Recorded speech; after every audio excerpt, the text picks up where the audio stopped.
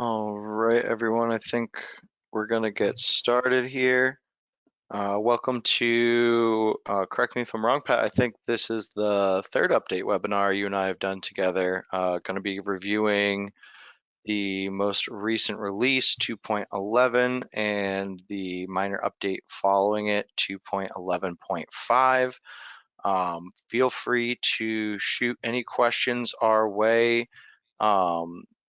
During the presentation, if you see something glaring that you need more uh, light shed upon, and we're also going to be doing a question and answer session towards the end as usual. Pat, I'm gonna let you take it away. All right, thanks, Nick. So, yeah, it's been quite some time since we walked through everything. There's been quite a few changes, and what we wanted to do was two of the updates that we had really kind of supported each other. So we wanted to just capture everything through the last couple updates that we have. So 2.11 and 2.11.5, we're going to be going over the new agent manager, which is really the biggest enhancement to the NeQter Labs platform in quite some time. And we'll be walking through all of the features associated with that feature. And we'll also be looking up some minor changes and improvements that we've had to the rest of the tool. So let's get started.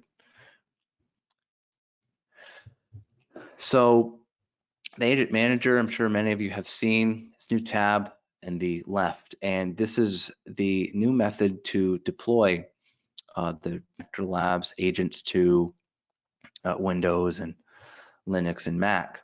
We have, it's a new agent essentially. So the agent manager has its own new agent, and we actually combined the features from, we had that separate agent for inventory. Everything is wrapped up into a singular unified agent now. The old inventory area is not going to be removed in the next update, but will be removed sometime in 2022 as its features mostly deprecated with this new enhancement. So with the agent manager, you're going to have that new agent. We have an MSI installer for Windows now, and you're essentially going to really provide just the IP that those agents are going to, phone back to, which whatever your IP is for your NeQter Labs appliance. So once that IP is there, all of the different agents and hosts are going to be listed out in the default hosts area. So I only have a couple for my demo unit here. We have 2 hosts. So everything is going to be added to this first group. You're going to be able to see total hosts, hosts not seen in the last 24 hours or last 7 days, and just a breakdown of what platforms are being audited and pulled in here. So you can create a new group up in the top right, and you're going to be able to do a couple things. One, you're going to be able to name the group. You're going to be able to add a group description. So maybe you want to make a servers group or different types of system users, add a description. And you're going to be able to turn on a couple different items of information that we're going to be able to pull in from each host. So metrics, we toggle that on. This is going to pull in system metrics. There is the metrics dashboard that we have that is going to review CPU, RAM, disk, and network utilization. Let me actually pull that up in a separate tab, and I'll let that load. Audit, we're going to be able to pull in file integrity logs, and you're going to be able to put the file paths in here. Instead of having to go to each host, do it individually, you're going to be able to punch in those file paths here and list out as many ones as you'd like. So we can add, different examples here, and they'll be listed like so. WinLog is going to be Windows event IDs, Windows logs. So we have some presets in here. So we have defaults for Active Directory, file monitoring, as well as local event IDs from local hosts. So we hit apply. These are going to toggle all of these things on here, list them out by number. It's going to color code them and associate them with the different categories that they are each identified under. And then you can easily go and add a event ID that you would like to listen for. Now, just to emphasize, this is turning on at the agent side what we are going to be listening for. This isn't going to, of course, turn on those event IDs in the auditing areas of Windows itself. That's going to be a configuration on your end. This is opening up just essentially the different listening for those different event IDs. And once you update it here, it's going to push out that update to all agents under this group. Patrick, if I can Mhm. just pause you real quick, we had a question come in asking if you're able to enter in wildcards or extension definitions in the WinLog IDs or in the file paths. Um, that I'll have to clarify that. That's a good question. I believe so, but let's Nick, let's check on that just to make sure. And I also noticed there's a question, where can we find the instructions on how to deploy the new agent to the hosts? So this is going to be, and I actually have this open in my other window pane. So on the docs.nuclearlabs.com website, there is new instructions in the user manual and initial setup for the agent manager deployment. If you'd like, absolutely, please reach out to Nick or support to set up a remote support session if you'd like to be guided through that with our support team. So, and then additionally, you can push if there is something that is logging to a file, and every time there's a new log, it adds a new line to that file. You can put in the file path here to pull in those changes as well. And likewise, you can do all of these things we just did for Windows for both Linux and for Mac. So we can do audit demonitoring for those two. So important, you are also easily able to move hosts from different groups to new groups, and then they will absorb those changes if there's a configuration change of things that are being listened for in those new groups.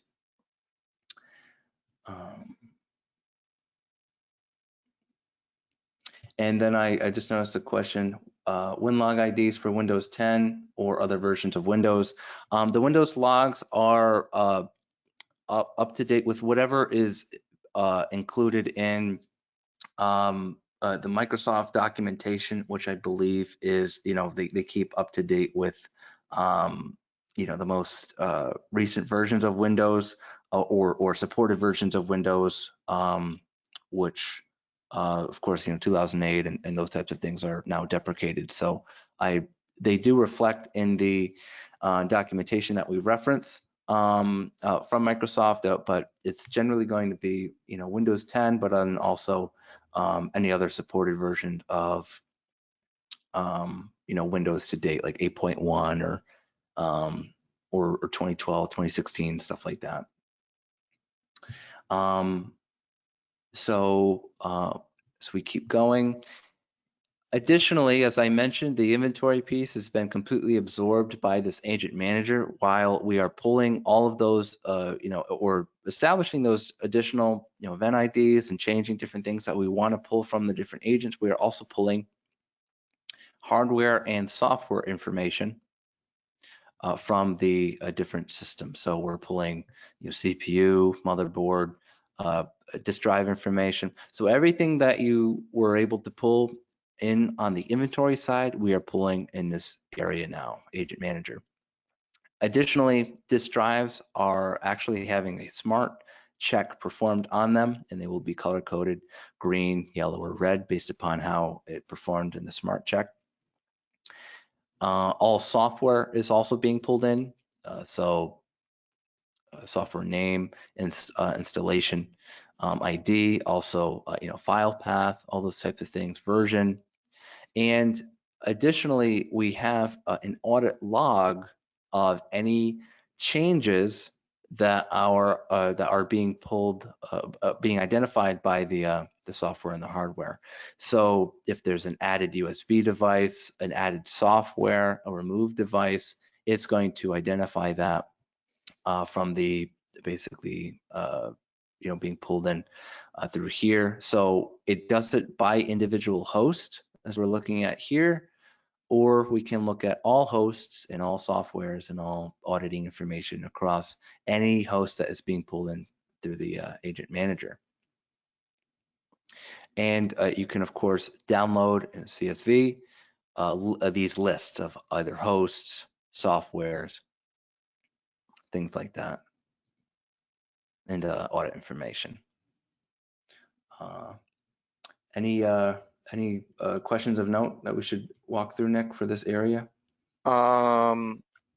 There's just a couple of questions. One of them being, do people need to push out the new agents, or is it going to automatically update to the new agent? I can actually field that one if you'd like, Pat. So you are going to need to push out the new agent. It's not going to automatically update from the original OCS agent to the new ones. We are absolutely happy to help, whether it be sharing documentation on the instructions on how to do it if you'd prefer to do it on your own.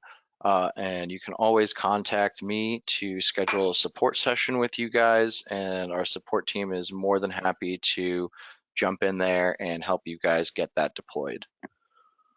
Yeah, absolutely. With the it's a new agent altogether, so it's not building on top of what we had. It's replacing, so it will require a new install. But because of, especially with that MSI deployment for Windows, it's very seamless deployment rather than what it's night and day going from where we were to this new piece, which is awesome. And do we have a session to show how to do that? Absolutely. You guys can have a remote support session scheduled with our team, like Nick just mentioned. It's also going to be something that we're going to look to make a video to throw up on our YouTube channel, which I want to also highlight that. We do have a YouTube channel that we're continuously adding new videos to, especially in the areas of installation and common support questions. So please subscribe to that if you haven't already. Does it require an uninstall of the old first? Basically, the old agents will have to be uninstalled. We're not going to be pulling information from those. We're not going to be supporting those with this new update. Basically, they're frozen in time. So if they're still running, they'll still continue to run. But this is the new method for pulling in logs. The new agent does support a secure a connection. Yes, so we have it where the agent has a SSL certificates installed, and on the server side it does as well. So they will have an SSL encrypted connection between, which with that, so it will require some, obviously networking and security to make sure it's secure, but you will be able to, if you have a device in the field that's not connected to like a VPN, for example, if you deploy the agent on there, it will securely send logs from that agent to the NeQter. The NeQter will just need to be in a DMZ, or you'll have to configure port forwarding so that we're able to, the appliance is able to listen for those inbound logs coming in. Yeah, this is this is a major update, and we've been waiting for this for a while. And well, me and Nick have, and I know everyone out there has as well. And all these questions and all these things that you guys have asked about and recommended, we have built in with this new agent manager and agent system, essentially. So yes, I'm just gonna continue to look at these. Any questions that Yep. I know So Andrew had a question. there's one from John Renders, Hmm. asking, for the audit piece, are changes to the auditing ownership on the file share still required to be modified before NeQter can ingest the audit data? Auditing ownership on the file share. Trying to want to make sure I answer the question correctly.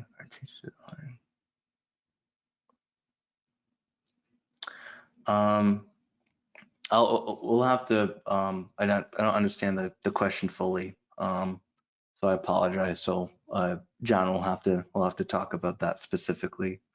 And there's one below it as Mhm. well, asking if we have any plans to further extend this to handle additional aspects of a change management system. Mhm. Where, Yeah, yeah, so for our next update, so 2021 is coming to a close, so not for our next update, but definitely in 2022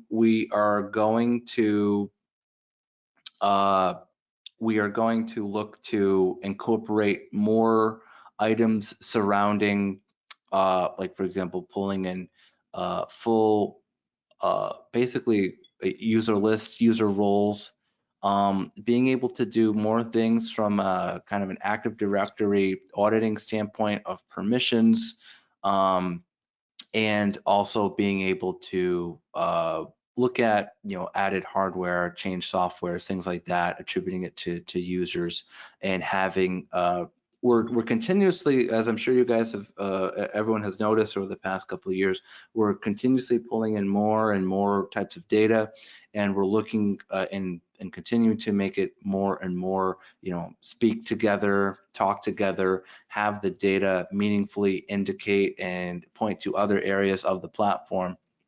So absolutely, yes, we're going to look to have some more change management type stuff. awesome. Andrew also just sent Hmm. in a question, kind of trying to clarify for you, Pat, John's original Hmm. question, asking if the rights delegation or GPO still needs to be applied to the file share servers. Yeah, so GPOs are definitely still a major part of deployment. It's just the MSI allows for a silent install on those Windows systems. So GPO is absolutely the backbone of deployment for Windows systems and setting permissions and all those types of things. It's just the installer is quicker, silent, and easier than the more manual methods that had to be used in past. Um, so hopefully that answers the question. Awesome. And Andrew also then had a question about the mhm. SSL certs. Do you know if they expire or if they are self-signed? As far as I know, they are self-signed, but that is something that we can confirm with the dev team. Do I need to have audit policies turned on in AD using group policy? Yes. So with anything to do with turning on auditing policies on AD, on the hosts themselves, they will all need to be turned on. The configuration through Agent Manager is just turning on the event IDs, or rather turning on the agent to listen for those event IDs, but auditing itself needs to be turned on and configured on your end. So yeah, so let me just check my change log to make sure that I answered or reviewed everything that we have with the the new agent manager. Just wanted to highlight one important thing. That's actually from 210. I don't know if there's anyone on here that wasn't here on the last update. If you would like to watch that video, this is being recorded and will be posted on our YouTube. But just one of the major things last time was just highlighting again with the 365 management activity API integration. We are, of course, absolutely able to pull from GCC and GCC high tenants. I just wanted to review that. But that is everything from the agent manager side. There's a couple additional things that I will review in terms of fixes and modifications and enhancements. So one of the things that we changed a bit was the backups area. So with backups, there is an update that allows users to choose which tools you want to restore. So it's not going to back up just everything. If you're going to restore a settings backup, if you're going to upload and apply one, so if we're going to restore one here,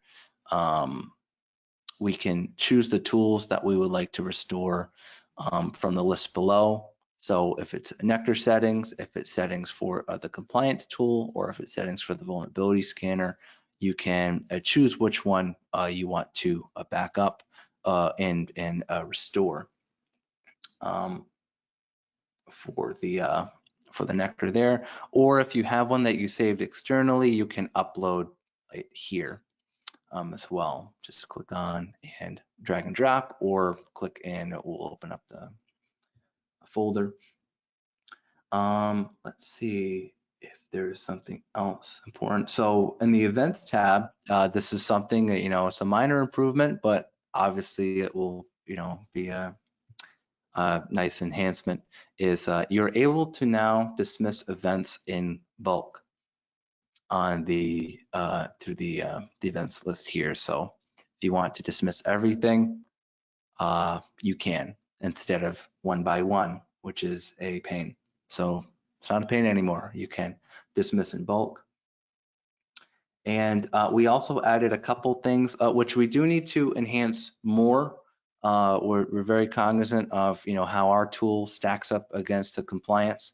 So we do have an indicator and an event now for users failing to authenticate when logging into NeQter, or when an administrator successfully logs into NeQter, we have those as templated alerts. Let's see. We additionally tied in packet beat integration with Elastic Stack, which is of course what we were using under the hood. So if you have a VM, or of course if you have the hardware, you are able to turn on packet inspection by navigating to settings, network, and clicking enable inspecting for that interface. And it actually links right to the settings area in the user manual on our docs.nectarlabs.com website.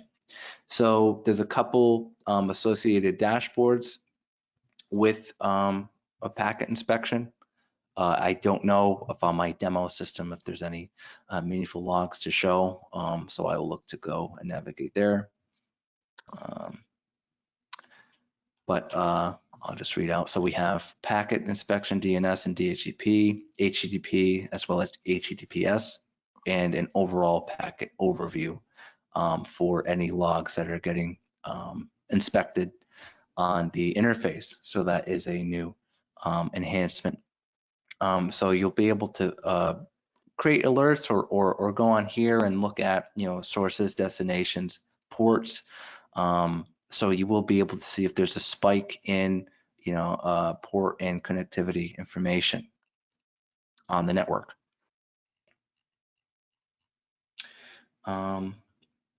Any questions of note that should be addressed, Nick? Yeah, Andrew had another Hmm. question, kind of separate from what we're reviewing right now, but still Hmm. very relevant. He's asking about the exporting of tasks in the SSP Hmm. section. He wanted to know if we have any plans to change or add in the POAM task export to Hmm. anything a little more user-friendly than just a CSV, noting that a PDF export would be ideal in his scenario personally. Okay. Um, the compliance tab, it has a lot of enhancements that we have planned. We're looking more at 2022 for that. There are several things, including better reports instead of just CSV. Some additional things that we still need to scope out and put on the development roadmap. It's an area that we know we need to add. We just haven't pinpointed a definitive update that we're going to place it in. Um, One of the things includes adding assessment objectives into both the NIST and CMMC areas of the compliance tab. Most of our development for the rest of this year, if not all of our development, is going to be further enhancements to the core SIM and NeQter Manager areas. One of the things that we are going to be adding for end of year is LDAP integration paired with MFA. Um, so I know that was a long answer, but not right now. We don't have anything planned for that specifically, but we are going to be reviewing any and all, I call them static reports, since most of the tool is live. We're going to be enhancing the types of static reports that we export from the platform. And we also want to look to automate those and have them sent in email, much like we do if we navigate to settings and reports. We do have kind of our first stab at what those static reports look like. Um, and this is a further area of enhancement here for these. But this is just to give you an idea of us starting to build that more PDF friendly approach. Yeah, data. I see you, John. Data migration between this and CMMC. Basically, that starts at us adding to the assessment objective level, because right now, with just the way that we have NIST 171 with those 53 controls, there's not a direct one-to-one map between NIST 800 171 and CMMC level 3. So when we add those assessment objectives, DAS is going to allow us to have that migration. So kind of a chicken and egg scenario. Yeah, there Um, was also another mhm. question, Pat, Yeah, I see about that. modifying dashboards or the visualizations on the dashboards, just whether or not that's a Mhm. possibility for the users. Yeah, so right now that is not an option. We have the dashboards and different things locked to allow for ease of updates and things like that. If there's any enhancements or additional dashboards or changes to existing dashboards, please send those to support or send those to Nick. We have a internal process for identifying basically opening up issues in our GitHub for feature requests and enhancements. Let's see, I think there was a question early on, Nick, it said something about updates or, So I've been saving that question for when you kind of wrap mhm. up the review of all the changes. David was Okay. asking about patch notes before the download of the updates. I figure we could just Mhm. show them where that is on the doc site. Yes. Uh, Yeah, Nick, it might be helpful. Why don't you, or why don't I will send in a chat. Um, just see here. I will send the link here to docstechnicallabs.com/changelog. So before you download you can review the changelog here, and that is updated. When we come out with the updates, we update the changelog and publish that to our site. And yeah, so those are all listed out there for you to review. Let me just see here what other things I have to review. Agent manager, that's all taken care of. Pack inspection, events, backups, disk health. Oh, so we do have an indicator for disk health of your NeQter system and an associated alert. So we're performing the smart checks locally. Right now, we do have a bug that needs to get addressed of where an indication of RAID 1 systems that might have a false positive. I was informed today because I brought this up. I thought this was associated with the bug. I do have an issue with one of the drives on my demo system. So that indicator is going to be right here. It's going to be red, yellow, or green on your NeQter systems, but we do have a hot fix for that we need to come out with. So just wanted to, get ahead of that. And I think that's everything. Nick, is there anything that you can think of that I have not touched upon today? No, I think we've pretty much reviewed everything from 11 and 11.5. Mm-hmm. I don't think there's too much more to review as far as a general overview. Mm-hmm. That being said, I think now might be a good time to open it up and see if there's anything that people need a deeper dive on, Mm-hmm. based on what we've reviewed so far. Let's see.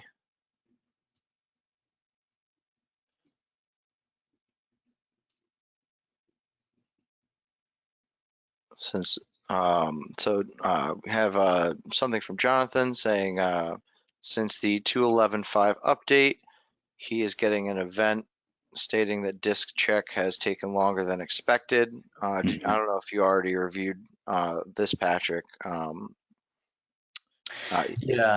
so that is an event that we added. I will have to check to see if that is something that is being addressed or I don't think yeah, I don't think it's an issue. I think that's just wrapped up in that thing that we're addressing. Um, let's see.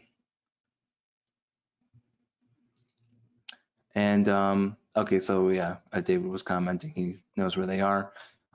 Yeah, so what else here? Yep. Yeah. Just so you know, David. Sometimes we have for the uh, changes, a few last minute, just like changes to the verbiage that we're using, and I'm going to be personally for the next update trying to streamline that process so that we can get the changes out in the documentation before the update itself releases. So, by the time the next one comes out, you should be able to review it before downloading the new update.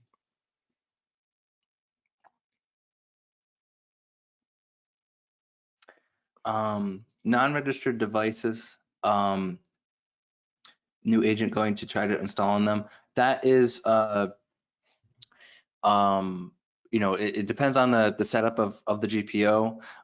Something that we are going to be doing since we've basically the evolution of NeQter over the past few years has been utilizing open source and then generally moving forward, developing and replacing a lot of elements that are now all under our house essentially. So we were utilizing OCS inventory and maintaining updates to it and security updates and all those things and using that as an inventory mechanism. And now we have our own built out inventory mechanism with the agent manager. So we're going to continually enhance the inventory components. One of the things that we're going to be doing is establishing rogue device detection with an authoritative list based upon, MAC address for the inventory system. So we will be identifying non-inventory devices, and then any devices that are perceived as rogue, and if they need to be reconciled into that trusted list. So right now, the new agent will install if you have your deployment configured to install on any new or identified devices. So that's right now that's kind of shifted towards deployment on your end. We're going to look to shore that up so that definitively items are identified and as rogue or trusted in future. So that is something that we are looking at doing. Right now, Richard, I noticed your question about administration. Right now, NeQter does not have cloud-based administration or a portal.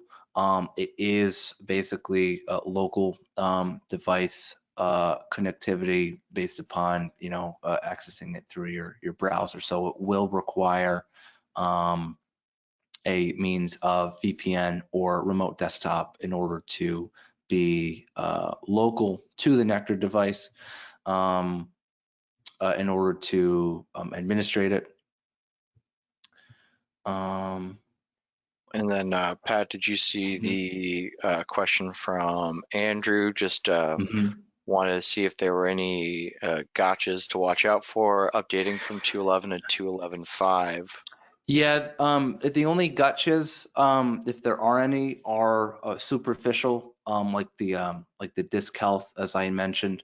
Nothing in the way of any issues in terms of the main operation of NeQter, backups, restore, deployment, anything like that. Any quote unquote issues that we've identified between the two have been cosmetic in nature.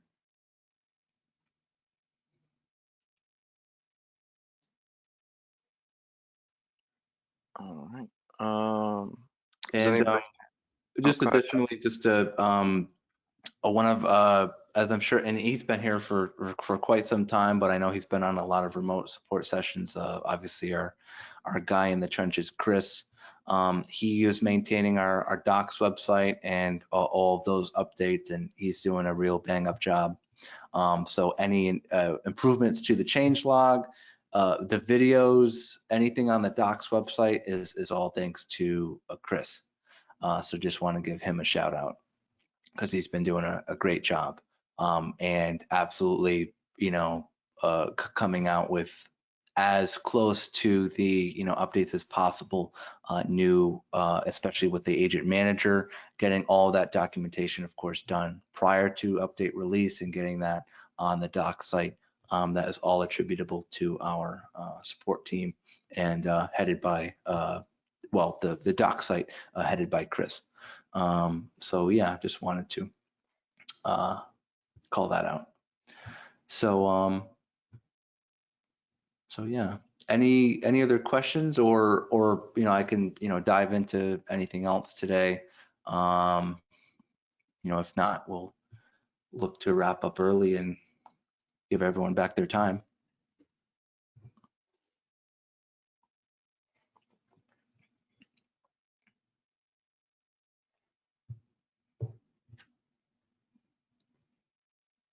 Just give you a chance to type before we conclude.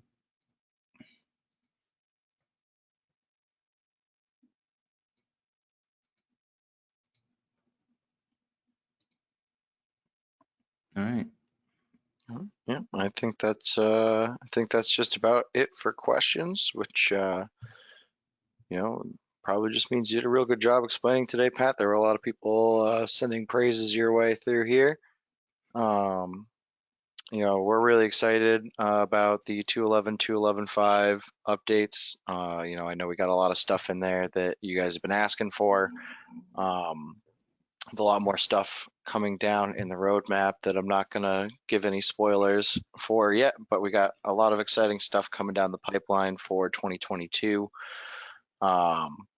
Thank you guys, everyone, for coming in and joining us for the update webinar. We always appreciate you guys coming in and asking questions so that we get to explain everything into the fullest detail. And just having you guys participate saves me and Pat from hanging out together for a whole hour doing nothing. So, once again, thanks for joining us. And we look forward to seeing you guys on the next update webinar. All right, awesome. Just one last thing. I know you just wrapped up, but just wanted to highlight, we do have this area now here where you can submit a ticket right through the docs website. And is there any other changes on support that everyone should know about, Nick, from either like a portal standpoint or anything? Um, as of right now, as far as I'm aware, unless they've changed anything without telling me, the two best ways actually to submit a ticket with support is either through the docs website under the submit ticket section that Pat's showing you guys right now. And then the other best way of doing it is actually by sending it via email to support@NeQterLabs.com.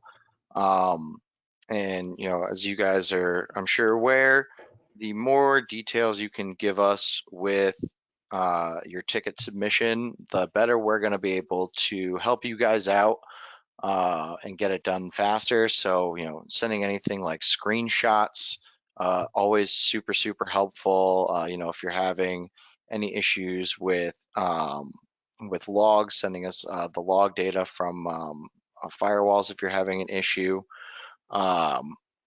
Just providing as much information as you can so those guys can pinpoint it before they even hop on the call is definitely the best method to make sure you guys don't have to sit there for the first 5-10 minutes of a support session just trying to narrow down what the issue actually is. Yep. Awesome. Yeah, I just wanted to throw that out there because I know this is relatively new, so just use docs.nectarlabs.com as your, your primary. We're going to look to enhance adding a support portal and also looking to have the chat bot on the NeQter Labs website also be an available area to submit and open a ticket.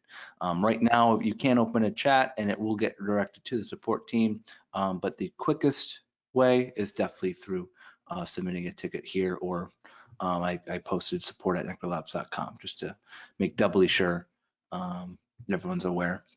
So yeah. Yeah. We'll wrap up again. Yeah. There we go. Yeah. Thanks again, guys. And I know I sent my email out earlier. Let me send it out one more time just in case there's anyone who needs to schedule a configuration session for deploying the new NeQter Labs agents, or really anything that you guys are having issues with. Please feel free to reach out to me. You can send in any of your feature requests. Maybe there's a section of the compliance requirements that you guys are having a particularly hard time fulfilling. I can always help you guys out with that by either directing you guys to companies that can assist, or just providing you guys with documents that we already have that can help you out. The more you guys communicate with me, and I'm going to be trying to communicate with you guys on, the same level that you guys want to put forth to make sure that, I always know what's going on with you guys, and you aren't going to have any issues that you're sitting on for an extended period of time, just getting frustrated, because that's not fun for you or for me when we get in there. So, yeah. All right. Thanks, everyone, and we'll see you next time.